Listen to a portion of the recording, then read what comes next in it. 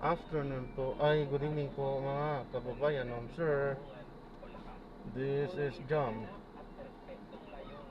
the Filipino channel, ang inyong pong lingkod. So today is November 16, 2025.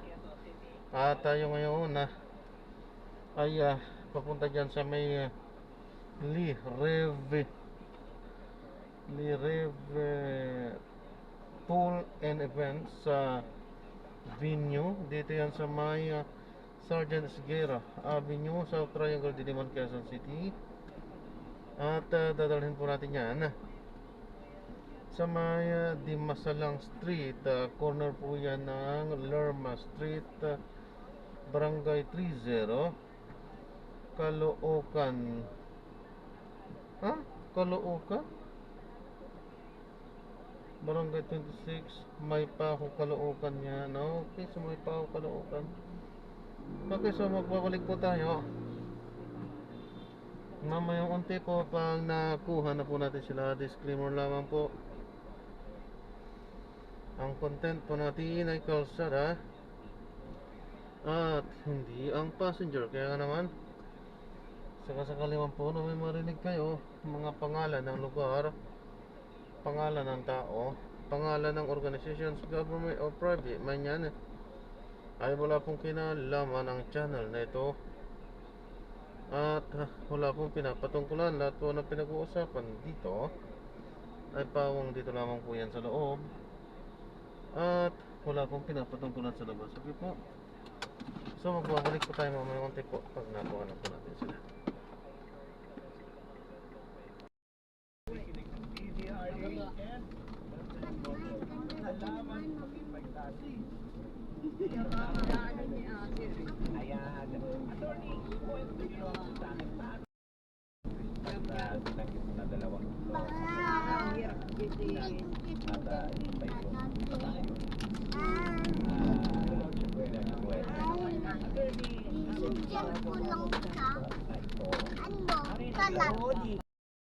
Na-drop na natin sila.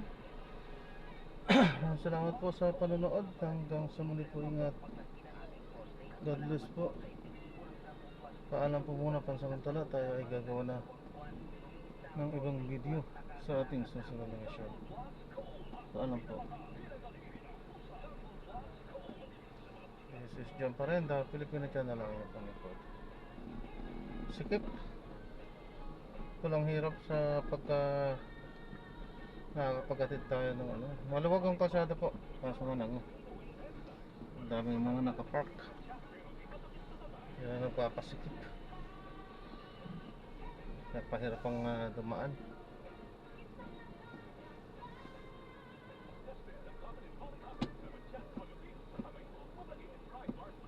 Hindi ka kayanin mo.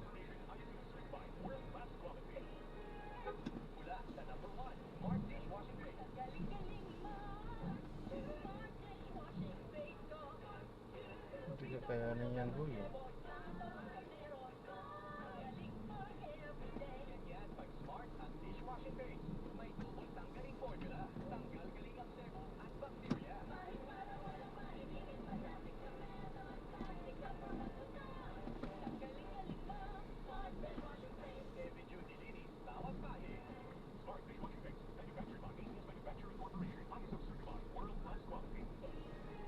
Ayan. Dahil sikip. Paano? Kalsada po kasi talagang ginawa ng parkingan talaga. Kaliwat kanan, napakarami. Hanggang sa pa isa-isa. Kasi hindi kompleto.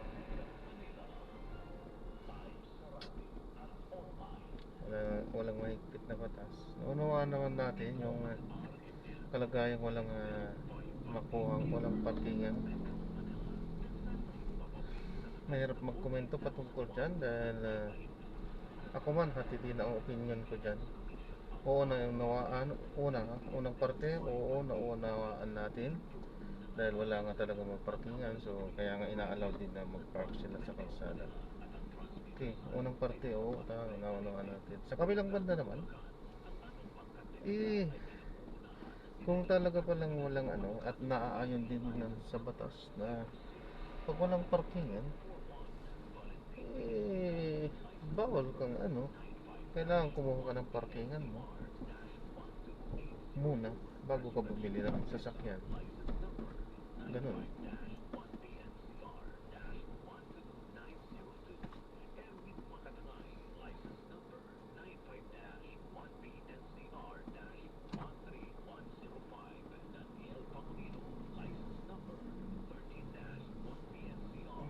Yan, naiintindihan naman natin yun.